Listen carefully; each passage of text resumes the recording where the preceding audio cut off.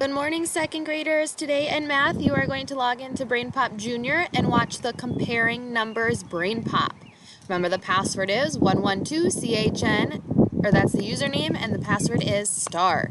Then you're going to complete workbook page 334, IXL M4, and extra math. So if we look at our workbook page 334, you are going to again compare and order numbers using the greater than, less than, and equals to symbol. Remember, the alligator mouth eats the bigger number.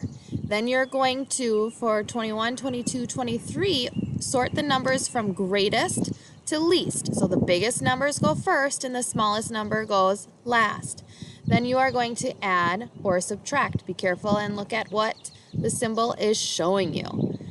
Then you are going to complete M4 on IXL. We jump on here. It says which digit is in the ones place. So here we have our ones and our tens. My 2 is in my ones place. Which digit is in the tens place? Well, ones, tens, 4. Which digit is in the hundreds place? Here's ones, tens, hundreds, so that would be 3. Which digit is in the ones place? 9. Okay, when you are done with that, you may complete an extra math.